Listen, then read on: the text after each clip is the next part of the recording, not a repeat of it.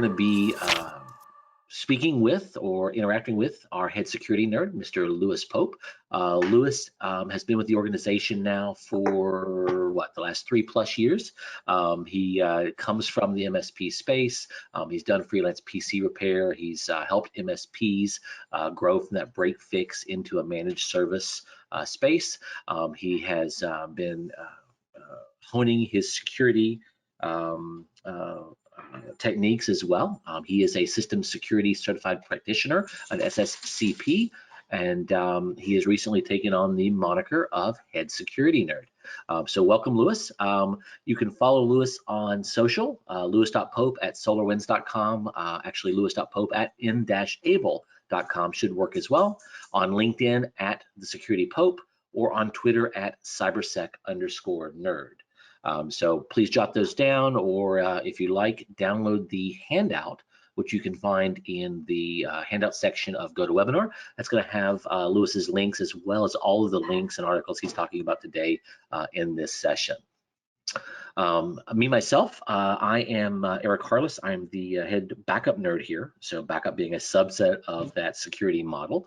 About 7 years with SolarWinds Backup, 25 years in data protection, sales support, product management, the whole gambit there. If you'd like to follow me, you can reach out to me on Twitter at backup_nerd, LinkedIn at backup_nerd, or my email is eric.harless at solarwinds.com or at n-able.com. So with that, I think we can hand it over to you, Lewis, and let us know what is broken, being patched, or at risk in the world today. All right, thank you for the intro, Mr. Harless. All right, again, as Harless said earlier, if you guys have any questions there in the presentation, use the question section to put those in. That way we have a history of them, and if we don't get to them during the session today, we can reach out to you via email and get you answers later for anything that say, well, honestly, something we just can't answer on the spot for you. So if it's your first time to these security office hours, what is this? What are we covering? What is this all about? Well, it's a monthly session we do where we're focused on security. Mainly it's going to be on Patch Tuesday and anything of note that's come up, either because it's important or it's causing issues, any significant out-of-band updates that have come from Microsoft or any third-party vendors. Security news, if there's any new features that's worth talking about in any of our software, we'll bring that up as well. If there's any new cookbook items, and if you've not seen the cookbook yet or don't know what it is, we'll be talking about it later. Hopefully it'll be your new best friend. And plenty of opportunities for Q&As at the end, but don't be shy about putting questions into the questions as we go.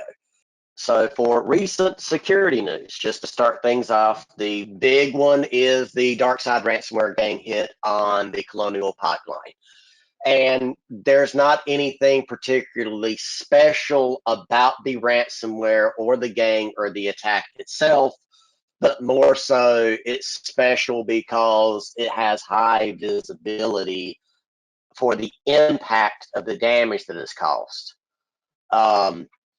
If you have any clients that you have a hard time having a conversation with them about what the damage that can be done to them because of ransomware, if they're sitting there and thinking, well, we're too small, or we're not worthwhile, or they just don't see it as a major problem because, oh, you can just fix that for me. This is a perfect opportunity to point out and look, there are hundreds of possible knock-on effects that come because of a ransomware attack. And hopefully this is something you can open up a few people's eyes if you're having problems, having that conversation with them and making them realize the real world implications of it. And there was also a very good line that came out of a Senate, it was a senator of the House, but there was anyway, one of the good lines that came out of one of the recent meetings was, groups, it doesn't matter how big or small you are, you're vulnerable now. because of the way that the delivery of ransomware has changed, the way that attackers are working now, there is no company too small to suffer a ransomware attack. And for anybody that's not on the southeast coast of the US, you haven't really been feeling the impact of this, but for us down here, it has been, our waits at the gas station if the gas station has gas. So this is one of those real world examples that can really bring to light how damaging ransomware can be. And it might be the little bit of extra leverage you need in certain conversations. Hey, Lewis, I'm here getting a couple comments through on the audio side. I'm actually hearing some crackling or some breaking as well. I don't know whether my audio is coming across clearly to you or not. Are you hearing any issues of mine? Yours is coming through just fine. Let me switch audio inputs real quick. Okay. Okay, so yeah, everybody's saying I'm coming across clearly, so it's just yours giving us that crackle. So yeah, see if you can reconnect that, and we'll work with it. Now, Christopher's saying he can hear both of us clearly as well, so it could be something on the GoTo side as well. Give us just a moment, guys. We'll see if we can get that corrected for you. If you're having issues with no audio at all, you may want to disconnect your VoIP connection or reconnect and see if that helps you on your end. All right, we've switched over to a different mic. Is that better? That does sound a lot better to me, yes. Guys, how do you read it on your end here? Yep, Thomas, Christopher saying it sounds really good. So yeah, let's kick that off again. So you were saying that, yeah, the lines here, it's an hour or better if you want to get into the gas station here on the East Coast. Yep. So we got, yep. So apparently the $300 mic does make an audio difference. Who knew? All right. So, but yeah, this is one of those things where the real world impact is you can feel it, you can see it. And this all came about probably because of the exact same attack that could work against anybody else's clients. Let's see. Let's get into the next one. The next story is the ransomware task force. Nothing special here for us in the MSP space because this is honestly operating above our heads, but it is something that is worth knowing about. Both private and federal agencies have joined together to create a task force to address ransomware, particularly the infrastructure that supports ransomware occurring. So this is going to be probably more on the finance side of things. But it's involving the U.S. Department of Justice, Europol, UK, United Kingdom's National Crime Agency, Amazon, Microsoft, and they have a very, very, very well done, nice report. And the link for this report will be in the handout. That's worth just, if nothing else, reading over the summary. If you have ever had, if you feel like you have a hard time, if you do feel like you have a hard time talking about ransomware in a dollar and cents way that might resonate with certain clients better, this is a good report to go read. Something else that's been in the news that is on our side of the house as an MSP is the Frag attacks vulnerability. So this is something that a researcher discovered 9 months ago, kept it secret, worked with the industry, and it's been addressed by a lot of vendors silently in the background. But now that it's out and it's announced, people know about it, it's now a viable attack vector. You need to make sure that you are protected against it. So this affects all modern security protocols for Wi-Fi. So this is WEP, WPA, WPA2, WPA3, and it's a design flaw in the Wi-Fi standard itself. So this is not this was potentially something that affected all vendors. The only way you're really going to know if your systems are vulnerable to this is to go check with the manufacturer and see if they're affected by the CVE and which specific firmware updates might have to be applied to remediate. There's unfortunately not a short and easy way to deal with this at the moment. There is, again, in the handouts, there is a link that takes you to some of the announcements, and they do have some of the vendors listed there and what their current stance is. But if you have a vertical, if you've created yourself a specific stack of network hardware, this will not be that hard for you to deal with and figure out. If you're just supporting a bunch of random access points and routers that clients have out in use, you are going to have more difficulty dealing with this, because it's just going to be more time you have to spend figuring out what model of access point your client has, go to the vendor, see if they have a firmware update that's applicable that, deals with this. Chances are all you really need to do is just go through and make sure everything's firmware is up to date, and you're probably taking care of it. Now, there are going to be older pieces of hardware that are no longer supported, that are not going to get this firmware update, that are going to continue to be vulnerable to this particular attack.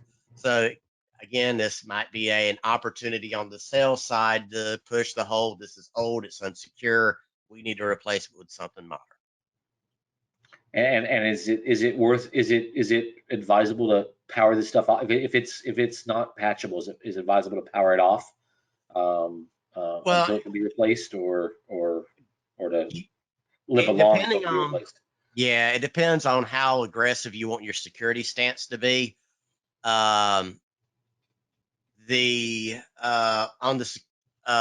Because if you turn this off, well, you've lost Wi-Fi connectivity in your environments, which might be a complete no-go for certain locations. So you might have to, bite the bullet. It's always one of those things of, if it has this vulnerability, you should replace it. And if the client says, I don't want to spend the money on it, then that's what a risk acceptance letter is for. I told you about it. You decided you didn't want to replace it. Not my problem. And Leopold was asking if there's any symptoms that you can see on the network, on the client side of the network. Nothing you're going to be able to visually see without doing packet inspection. Okay. This is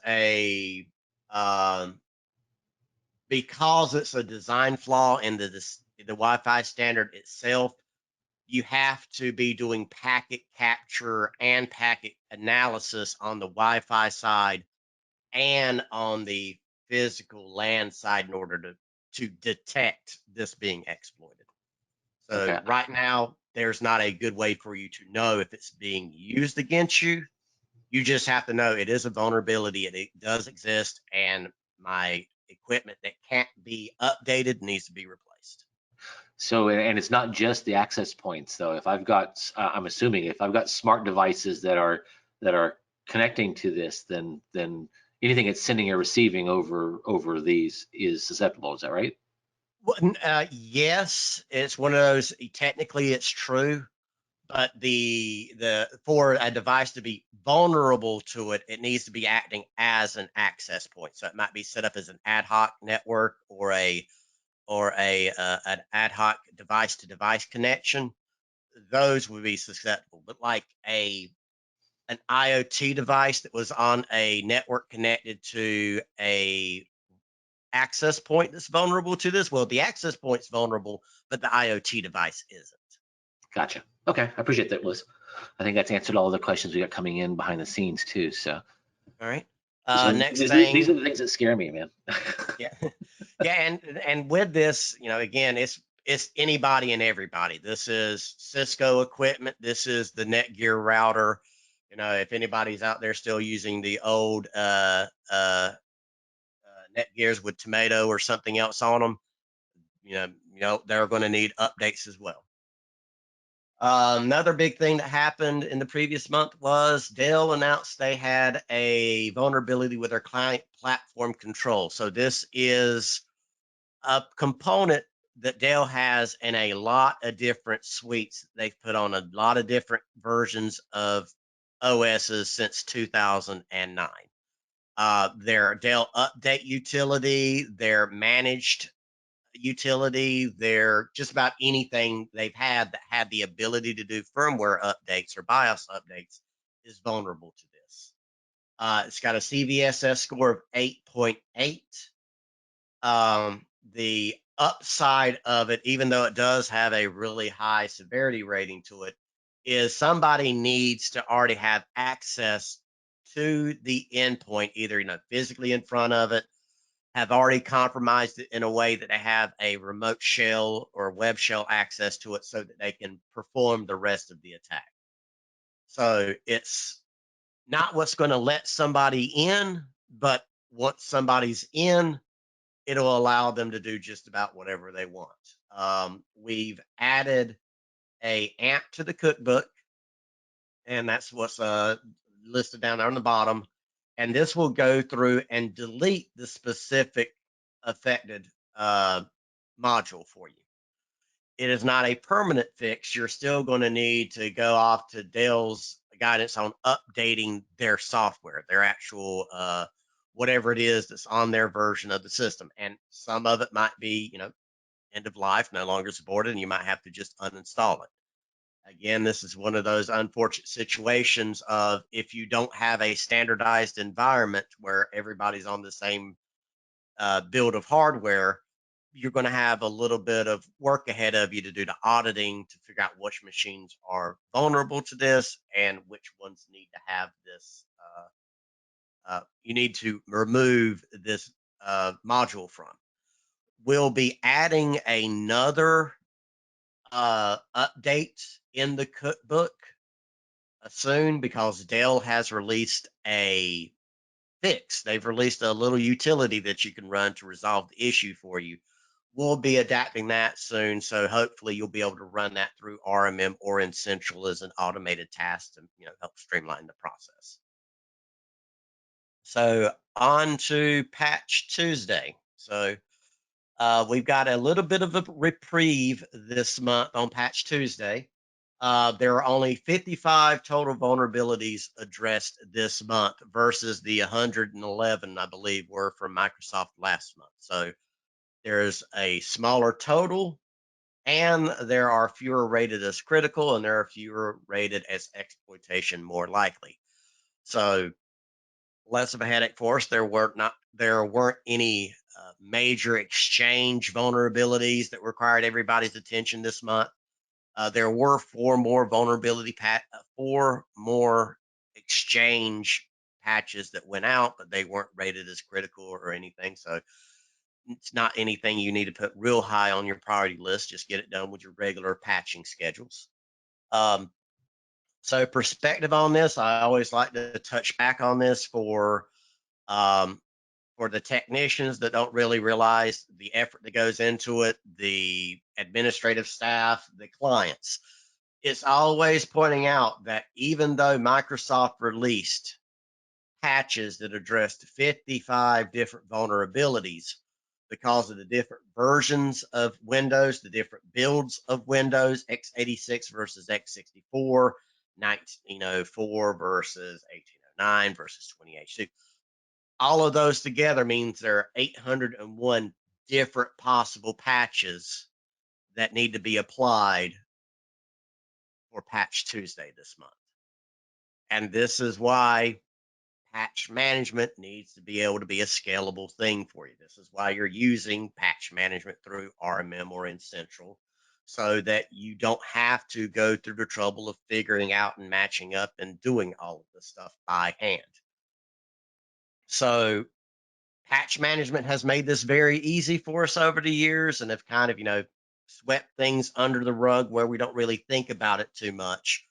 But it's worth it to not lose perspective on this, especially whenever you are selling this to clients. Whenever you are selling what patch management is to a client, don't hesitate to pull out numbers like this to let them know, yes, there are 801 different possible patches this month. And part of what we do with our services that we offer you is we go through the trouble of figuring out where the 801 of those different versions of patches belong. All right, so For the operating system vulnerability, so these are the Microsoft vulnerabilities. There were 4 this month that are remote code execution, which means pretty much there's no user interaction required for these vulnerabilities to be used. The big nasty one is CVE 2021-31166. It's got a 9.8 on severity, and it's related to how computers, how the HTTP stack processes requests. And because of the way this works, it is wormable.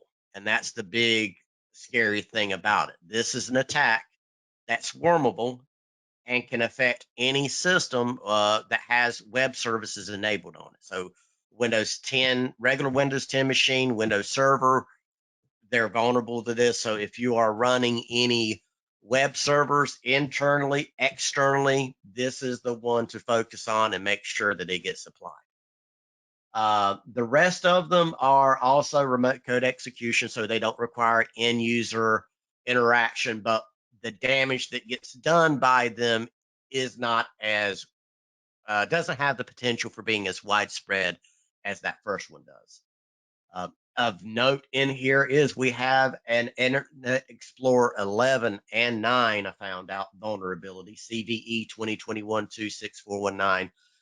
Yes, there are still people out there using Internet Explorer. They're using 9, 11 because they've got, management systems that are built on Java that can't render and monitor browsers, whatever. It's still out there. It's still alive. Microsoft is still putting out security updates for this. Let's see, for 31166, the question was, does IIS have to be enabled to be vulnerable? I'll save that one for you. Yep, that one is that is the most common way for it to be vulnerable, but not the only way. If you have any type of web service whatsoever, Apache, well, not Apache, but basically anything that will turn that Windows machine into a web server makes it vulnerable to this attack. Gotcha. IE11, yeah, IE11 should have been removed. Yes, it should have been removed. There are still people out there that are fighting that, though, for all types of reasons. Yeah, I don't think it hasn't been removed on mine, so that's interesting. I'll have to look into that. But is having it there a security vulnerability, even if it's not being actively loaded?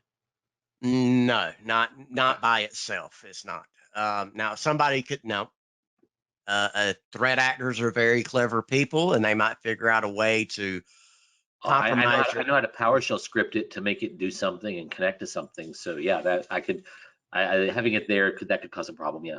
Yeah. It's one of those. It's a vulnerability route, and any it's a vulnerability. It's an attack vector, and every attack vector you leave exposed on the system, you're just statistically increasing your chances of having something happen. So you're saying I should uninstall my Netscape Navigator too, then? You know what? Probably. All right. So cumulative updates.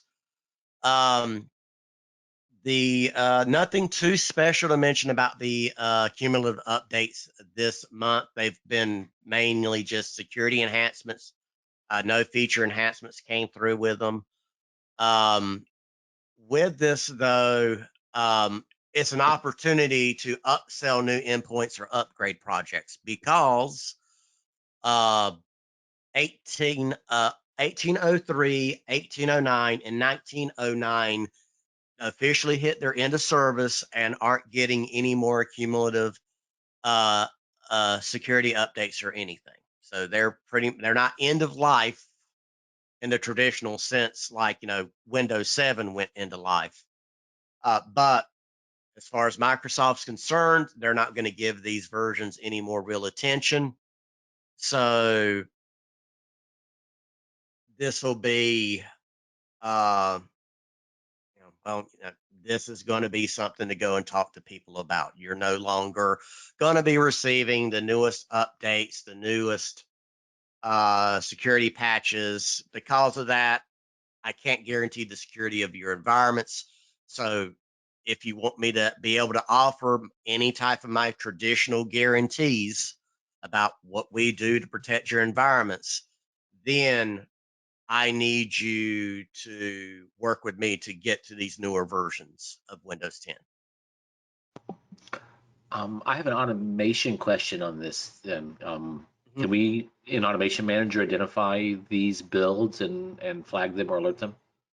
Yeah, so you can pull this information back out of audit. It's something that should be visible through N-Central. You should be able to do it fairly easy through RMM.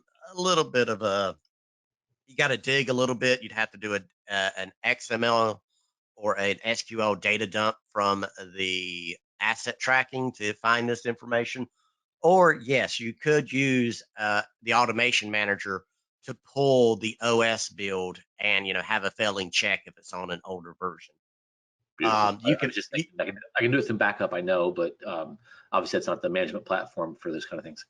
yeah, you can also force an update through Automation Manager if you have endpoints. So with patch management, one of the biggest headaches with patch management is that we're relying on Microsoft to tell us what that device qualifies for feature updates.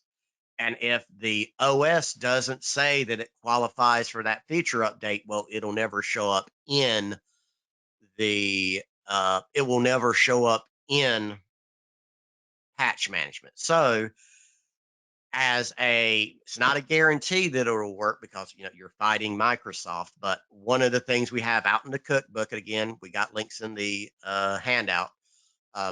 In the cookbook, there is a safeguard removal task that will remove Microsoft's safeguard on the OS that prevents it from upgrading to a newer version build. Doesn't work with the really old versions, like I think 1700s and down, but some of the newer ones it works, and it has the potential to be a time saver for you. So for prioritizing for patching this month, the cumulatives, you'll want to get those out there, of course. The criticals, so the ones we already discussed, and then also those exploitation more likely. I'm not going to get into describing each one of those individual ones. I've got those in the handout with hyperlinks. So you can click on each one of those. It'll take you to the CVE entry for it. And at the bottom of those pages, you will find the pertinent patches related to those particular CVEs. And again, that's the beauty of patch management. You don't have to do this type of deep diving work to figure these things out. So make sure, whoever whenever you're talking about what you do for patch management, don't let the ease of it for you negate the complexity of what actually is happening under the hood. So problems for Patch Tuesday. So not a lot, but there have been some significant ones. So as always, check the Reddit thread underneath sysadmin for the Patch Tuesday mega thread. It is a wonderful source to quickly find out if there are problems happening in mass because of patches. There are guys sitting there that are basically hitting refresh on WSUS servers waiting for patches to come out so they can start testing them. This is a great resource if you're not using it. KB 5003173 was for build 20H2. There might be some problems with that's happening. There's no rhyme or reason to it at the moment. But if you have any failed installations of that particular patch, you can, of course, retry it, but there's not any known workarounds or remediations for it at the moment if it does fail. The biggest one is there was an update for Outlook that was causing issues with viewing and creating new emails. If you do deferred updates and you haven't already done this, then fine, you're taken care of. But if you are and you're having issues with it, it's going to manifest as clients calling and saying that my email is blank, or I can't open an email, or I can't type an email. Microsoft's going to have to fix the update itself. They're going to have to fix that build of Outlook. If you are running into this problem, you can try using patch management to remove the update, or here's the a command line input to revert yourself back to the April build of Outlook. Again, this will be in the handout, so if you need it, it'll be there, and you can just copy paste this into a command line. It'll work. Or if you want to deploy it in mass through RMM or N-central, you can just add it to a PowerShell script, put it in your repository, and run it. For the cookbook this month, so we've added a few cookbook items that are worth pointing out. One is we've added one that disables SMB version 1 for you, because it is a security concern. It is something that Eternal Blue exploits take advantage of. There's a ton of other exploits that take advantage of it. And this is one of those ways that if this is enabled, this is how an attacker is going to be able to quickly and easily traverse your network if this is enabled. The other is the delete the DB, the Dell BIOS utility. So that's one in there, make it easy for you to deal with it. We also have a remove apps from list. This one is going to, mileage is going to vary on this for you, depending on your clients. How much control do you really have over your clients' environments? Are you able to, dictate what happens, or do you have to clear everything with them first before you ever do anything? This might not be very useful, but if you got nice tight control, it is, because it allows you to provide a list of applications, and if it finds that application, it'll try to silently uninstall the application for you. And then we also have the pre-patch prompt and staging one. This is one that I had wrote and was part of the RMM optimization bootcamp that we ran last month and are running again, and will be running again. And if you are an RMM partner and you missed out on that, the RMM optimization boot camps are very much worth attending, because we go over a lot of stuff, how to squeeze some extra, squeeze a little bit more out of the platform, some best practices, how to have some circular logic between checks and tasks, and that whenever a check fails, a task run, and whenever a task run and it fails to complete correctly, how to leave flags behind on the system so you can check with a check. So you overcome that problem with RMM in particular, that whenever a task runs, you don't really know if the task found a problem. It can't alert you the same way that the checks do. So worthwhile to sit through those boot camps. They're in the Institute. We have a recording in there for it, and we'll also be doing some more this month and going forward. So make sure you check the events page and sign up for those if you're interested. And we're going to open it up for some more Q&A. We got through this rather quick this month, but that's because, well, honestly, we had less problems that needed our immediate attention as far as patching goes. And aside from just more of the same, as far as water is wet, ransomware happens, nothing's really happened this month for us. So Lewis, while we're waiting on folks to drop any additional comments they might have in here, Leo was saying that he had that Outlook issue a couple days ago, but it was resolved by the time he connected to the client. Right.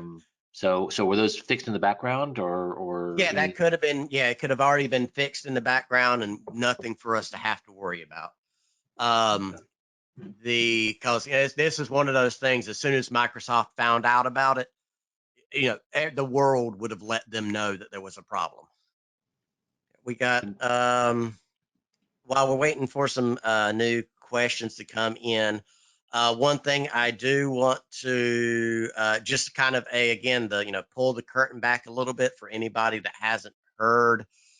about something new that we're going to be adding to RMM and to N-Central, the DNS filter.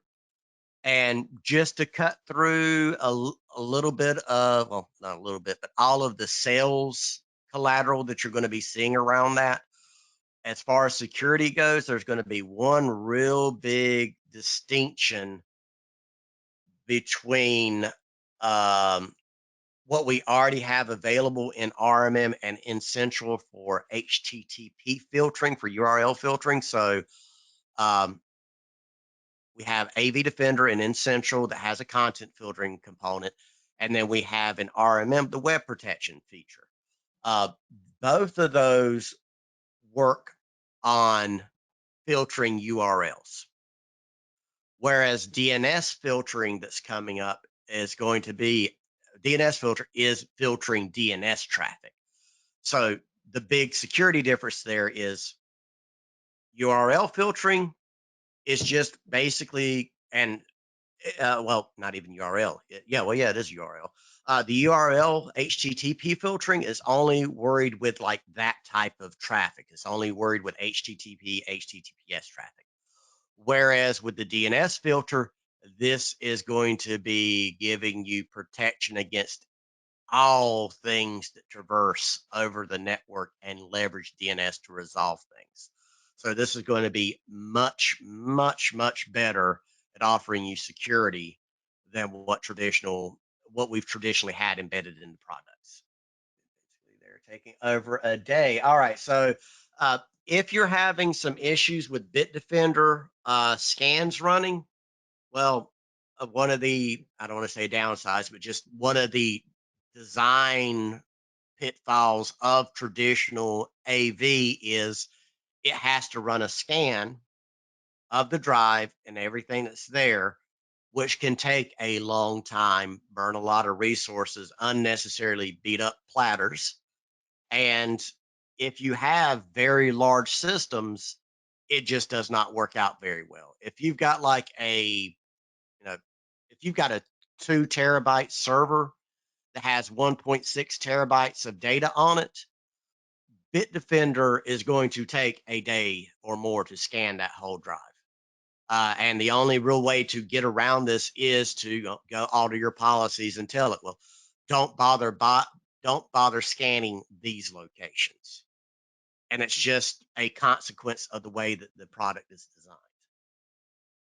Yeah, so DNS filter has that all built in. So whenever you kind of see all the options that are going to be in DNS filtering, it's a agent-based app. It's going to be an agent-based DNS filter, and it's going to be able to do that for you. It's going to be able to do the DNS filtering, but it's also going to be able to have you do blacklist, whitelist, that kind of stuff. So there was a question from the audience here. I think it was directed out to the rest of the attendees today, and I pasted it into the chat as well. So Luke was asking if others were having problems with a specific KB article and so on. So it's in there. Take a look at that one. I think Christopher had responded back saying that KB article was actually bad for Dentrix environments because it turns off multicast that is required. Yeah, this is which specific patch is this? Pushes emergency fix. There's emergency fixes for it already. And this is actually a patch from a KB. Let me make sure I got this right, because I think that is one from last month, not this. KB 500 1330. Yeah, let me see. KB 15. Yeah, 1330. Yeah, that was one from last month, and that should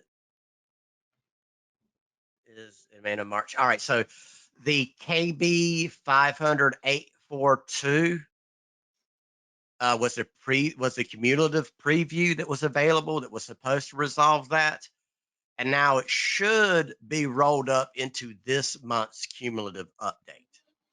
So it should now be superseded by this month's cumulative update with the fix that they provided via 500-842. Of course, dig into that a little bit and double check it, but that's what it looks like has happened. They released that first. They released 513.30 caused issues. They released 500842 to resolve that as a preview cumulative update, and now the current cumulative update for March, which is Patch Tuesday, should have taken care of.